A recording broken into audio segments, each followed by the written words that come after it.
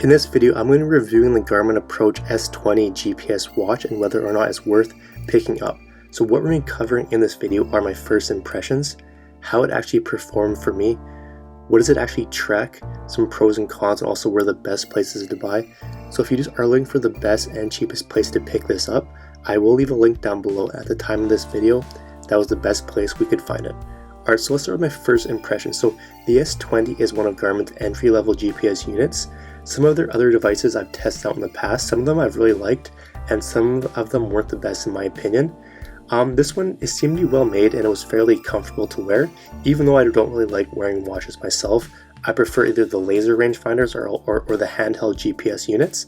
But it's not touchscreen or anything like that, so you have to navigate using the buttons on the side, which is probably better in my opinion because a lot of the touchscreen watches, they don't always work the best and they're kind of finicky, most of them. But so I definitely do prefer the buttons that this one had. What does it actually do and what does it track? It's pretty cool that the watch tracks your distance, so you can go back after the round and look at your stats and pretty much all that kind of stuff, and then you can see where you need to improve your game. It's also going to keep track of fairways hit, greens in regulation, also putts per round, which can be pretty useful as well. Also, if you're into tracking your fitness, it can also help with that. It has the distance and also the calories tracker, so it'll track how many calories you've burned, how many steps you've taken, the distance, and all that kind of stuff, which is a pretty cool thing to have. And most importantly, it's going to give you the distance to the front, center, and back of the green. And then it's also going to tell you how far away hazards are.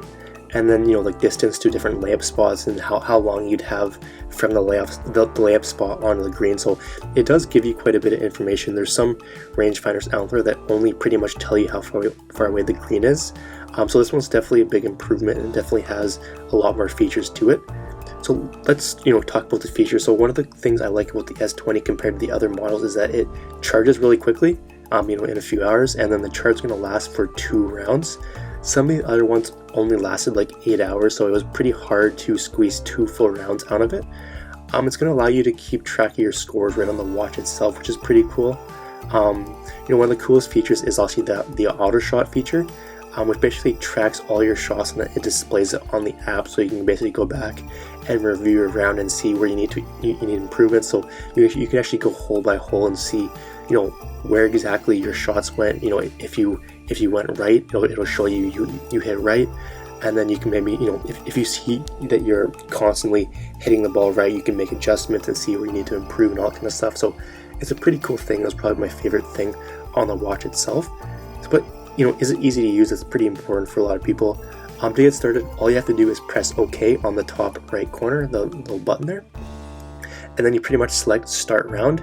It's going to pretty much connect with a course, and then it's going to show you what hole you're on, the par of that hole, and also the distance to the green.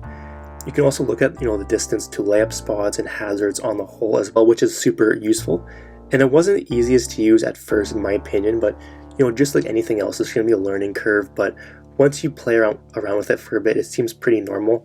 Some of the other ones out there are quite a bit easier to use at first.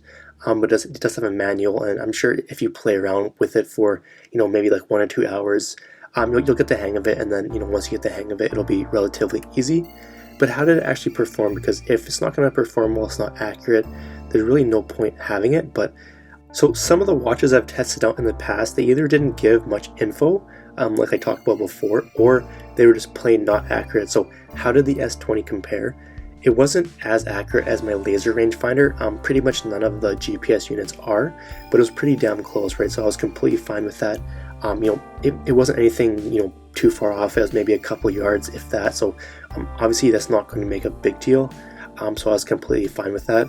It was pretty cool that it gave the distance to the hazard itself, and then it also gave another distance to basically clear the hazard, which a lot of devices don't have. So I thought that was really useful. It pretty much tell you how far away a bunker was, and then how far would you need to hit it in order to clear the bunker, that kind of thing. So it was definitely useful. But how about some pros? So it comes with over 40,000 courses already programmed in, which is definitely near the top in terms of course coverage compared to other GPS units. Updates and also additional courses are free, which is awesome. It's just as accurate as any other rangefinder or GPS we've tested. It works great for both a golf watch and also activity trackers, which is awesome as well. How about some cons? So it was a little bit tricky getting used to navigating through the watch at first, but just like anything, once you spend maybe 1 or 2 hours on it, it becomes relatively easy. I'm not a huge fan of watches myself, and I do prefer a handheld or a laser rangefinder like I mentioned before, but I know a lot of people like watches, and this could be a great fit if that's you. How about the breakdown? So performance score, I'll give it a 9, price score, I'll give it an 8, ease of use score, I'll give it a 7, my personal score, I'll give it an 8, which is pretty solid. How about some frequently asked questions? So how about the Approach S20 versus the X40? I personally prefer the X40 a little bit better because it's going to be thinner. Like I said, I'm not a huge fan of watches, but I do prefer the slightly thinner model of the X40, and I found it a little bit more comfortable, and then I found it a little bit higher quality, but that's just my opinion, right? And then, is the Garmin Approach S20 water resistant? Yes, it is. And then, how do you download new courses?